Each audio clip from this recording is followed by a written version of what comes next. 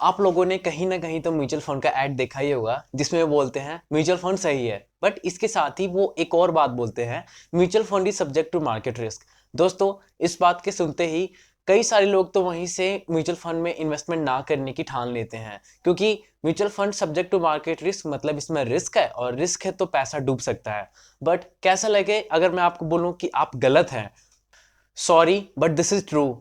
हमें बस mutual fund के बारे में थोड़ा सा ही बताया जाता है, जिससे हम पैनिक हो जाते हैं। हमें बस लगता है कि मार्केट में लॉस हो जाएगा, ये हो जाएगा, वो हो जाएगा, बट हमें पूरी जानकारी नहीं होती है। इसी की वजह से हम एक अच्छी अपॉर्चुनिटी मिस कर देते हैं।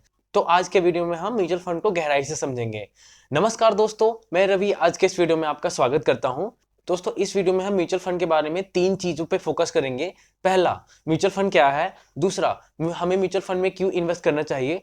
तीसरा, कौन सा म्यूचुअल फंड एक बिगनर के लिए, एक आम इंसान के लिए सही है।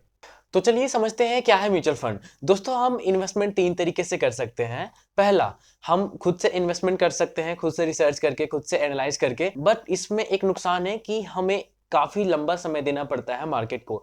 दूसरा तरीका है कि हम दूसरे के जरिए इन्वेस्टमेंट कर सकते हैं। इसमें दूसरा कहने का मतलब, इसमें कोई पर्सन है जिसकी नॉलेज के बिहाज पे हम इन्वेस्टमेंट करते हैं, वो हमें बताता है कि यहाँ पे बाय करें या फिर यहाँ पे सेल करें, उसके जरिए हम इन्वेस्टमेंट करते हैं। इसके बदले वो कुछ कमीशन भी चार्ज करता है, और इसमें भी हम इन्वेस्टमेंट खुद ही करते हैं, बस वो हमें गाइड करता है कि इस जगह पे खरीदें या फिर इस जगह पे बेचें। तीसरा तरीका होता है इन्वेस्टमेंट करने का, हम किसी और के जरिए इन्वेस्टमेंट करते हैं। दोस्तों, यहाँ पर नोट करने वाली बात यह है, किसी और कहने का मतलब यहाँ पे कोई पर्टिकुलर व्यक्ति नहीं है, हम किसी कंपनी के जरिए इन्वेस्टमेंट करते हैं। कोई कंपनी है जिसके पास हमारे जैसे हजारों और लाखों लोगों के पैसे लगे हुए हैं, और उस पैसे से वो इन्वेस्टमेंट करती है। उसके पास शेयर पिक करने के लिए कोई एक्सपर्ट बैठा हुआ है, और उसके पास शेयर बेचने के लिए भी कोई एक्सपर्ट बैठा हुआ है, और उसके पास मार्केट एनालाइज करने के लिए भी एक्सपर्ट बैठा हुआ है, हमारे पैसे हैंडल करने के लिए एक्सपर्ट है। हम यूं कहें तो उस कंपनी के पास एक्सपर्ट्स की फौज बैठी है हमारे पैसे को हैंडल करने के लिए। दोस्तों, म्यूचुअल फंड से लगता है कि हम बस शेयर मार्केट में ही इन्वेस्टमेंट कर सकते हैं, बट नहीं, ऐसा नहीं है। हम म्यूचुअल फंड के जरिए गोल्ड, रियल एस्टेट, डेब्ट फंड्स और शेयर मार्केट में इन्वेस्टमेंट तो कर ही सकते हैं। दोस्तों, ये हमने देखा कि म्यूचुअल फंड क्या होता है। अब हम समझते हैं कि हमें क्यों म्यूचुअल फंड में इन्वेस्टमेंट करना चाहिए। दोस्तों, पहला पॉइंट है इसका कि हम कम पैसे में भी इन्वेस्टमेंट स्टार्ट कर सकते हैं। ऐसे बहुत कम ही इन्वेस्टमेंट के जरिए होते हैं जिसमें आप कम से कम पैसे से इन्वेस्टमेंट स्टार्ट कर सकते हैं। आपको ये जान के हैरानी होगी और खुशी भी होगी कि आप म्यूचुअल फंड में बस 100 रुपए से इन्वेस्टमेंट स्टार्ट कर सकते हैं। जी हाँ दोस्तों, बस आप 100 रुपए से इन्वेस्टमेंट स्टार्ट कर सकते हैं। अब आप बोलोगे ऐसे कैसे? तो ऐसा इसलिए होता है क्योंकि हमारे जैसे हजारों और लाखों लोगों का पैसा म्यूचुअल फंड में लगा होता है। तो अगर 100 रुपए करके हजार या लाखों लोग इन्वेस्ट करते हैं, तो उसके पास काफी बड़ी अमाउंट हो जाती है, जिसके जरिए वो अच्छे तरीके से इन्वेस्टमेंट कर सकते। दूसरा पॉइंट होता है good quality in low price. जैसा कि हमने देखा कि हम तीन तरीके से इन्वेस्टमेंट कर सकते हैं। पहला तरीका होता है खुद से, दूसरा तरीका होता है किसी और के जरिए, और तीसरा तरीका होता है म्यूचुअल फंड के जरिए। तो अगर आप पहले दोनों जरिए से इन्वेस्टमेंट करते हैं और आप कोई अच्छी कंपनी के शेयर खरीदना चाहते हैं, जैसे कि एमआरएफ के हो गए जिसका प्राइस 90,000 से ज्यादा है, या फिर रिलायंस के हो गए जिसका प्राइस 2,000 से ज्यादा है, तो आपको पूरा अमाउंट पे करना होगा। कहने का मतलब, आपके पास अगर 90,000 रुपए होंगे तो ही आप एमआरएफ के एक शेयर खरीद पाएंगे। अगर आपके पास उतने पैसे नहीं होंगे तो आप नहीं खरीद पाएंगे। बट म्यूचुअल फंड का एक फायदा ये होता है कि अगर आप 100 रुपए भी इन्वेस्टमेंट कर रहे हैं ना, तो आपके पैसे एमआरएफ के शेयर में इन्वेस्ट होते हैं, आपके पैसे रिलायंस जैसे शेयर में इन्वेस्ट होते हैं, आपके पैसे नेस्ले जैसे ये शेयर में इन्वेस्ट होते हैं। ऐसा कैसे होता है, चलिए इसे समझते हैं। दोस्तों, हम थोड़े थोड़े पैसे म्यूचुअल फंड में जमा करते हैं, और हमारे जैसे लाखों लोग होते हैं जो कि म्यूचुअल फंड कंपनी में इन्वेस्ट करते हैं। तो म्यूचुअल फंड कंपनी क्या करती है कि हमारे पैसे को वो अच्छी कंपनियों के शेयर में इन्वेस्टमेंट कर देती है। तो अब यहाँ पे सवाल ये आता है कि 100 रुपए में हमें कैसे एमआरएफ का शेयर मिलेगा, हमें कैसे उसका ग्रोथ का फायदा मिलेगा। म्यूचुअल फंड कंपनी क्या करती है कि टोटल पैसे को किसी कंपनी में इन्वेस्ट कर देती है, और जितने पैसे आपने इन्वेस्ट किए हैं, सपोज दैट आपने 100 रुपए इन्वेस्ट किया है, तो आपको 100 रुपए का कुछ यूनिट प्रोवाइड कर देती है। जैसे जैसे शेयर प्राइस में ग्रोथ होती है, वैसे वैसे हमारा यूनिट का भी प्राइस बढ़ते जाता है। तीसरा पॉइंट है टाइम।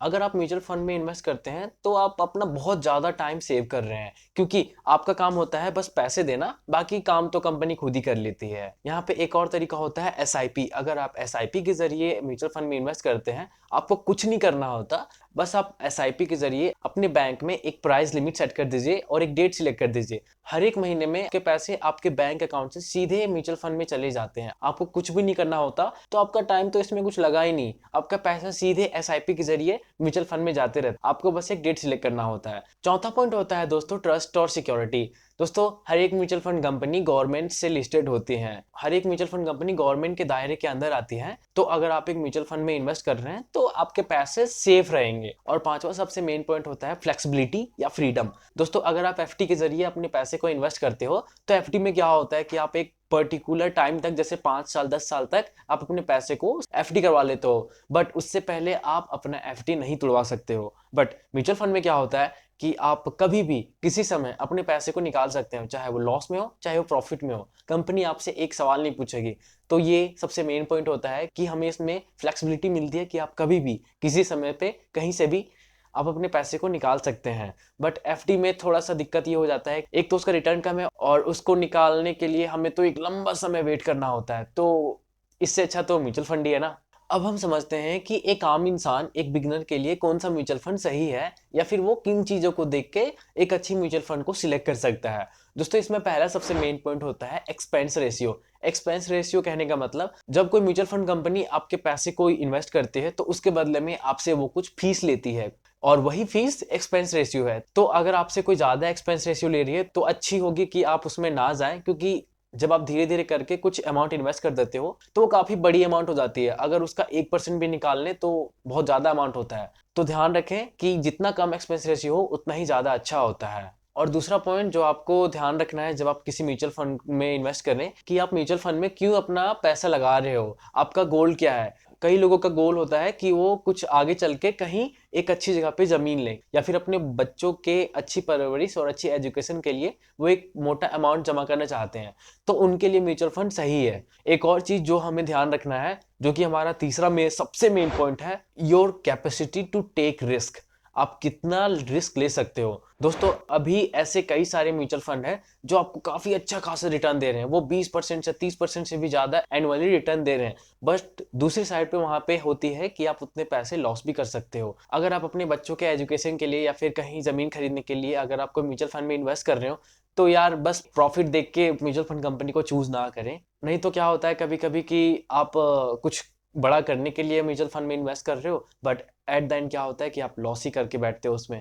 तो इन सब चीजों का ध्यान रखें, अपने आप से पूछें कि आप कितना रिस्क ले सकते हैं। अगर आप ज्यादा रिस्क लेके म्यूचुअल फंड में उतरना चाहते हैं तो आप ऑफ कोर्स स्मॉल कैप में जाइए। तो अगर आप कम रिस्क लेके म्यूचुअल फंड को सिलेक्ट करना चाहते हैं तो आप थोड़ा सा लार्ज कैप सिलेक्ट कीजिए। इसमें रिस्क भी कम होता है बट रिटर्न भी दूसरे हाथ पे कम ही मिलता है। तो अगर आप इन सब चीजों को ध्यान में रखते हुए किसी म्यूचुअल फंड को सिलेक्ट करते हैं तो आप एक अच्छी म्यूचुअल फंड कंपनी को चूज कर पाएंगे। अब बात करते हैं कंक्लूजन की। दोस्तों ऐसा नहीं है कि हमेशा म्यूचुअल फंड प्रॉफिट में ही होता है, जैसा कि मैंने आपको बताया कि इसमें रिस्क भी होता है। बट अगर हम बात करें लॉन्ग टर्म की, लॉन्ग टर्म कहने का मतलब अगर हम बात करें 5 साल से ज्यादा की, तो 97 से 98% जो म्यूचुअल फंड कंपनी होती है वो आपको प्रॉफिट ही देती हैं। तो अगर आप लॉन्ग टर्म के लिए सोच रहे हैं तो बेशक आप म्यूचुअल फंड में जा सकते हैं। ऐसे ही फाइनेंस से रिलेटेड इंफॉर्मेटिव वीडियो के लिए हमारे चैनल को सपोर्ट करें। Thank you so much for watching. Ravi Kumar signing of.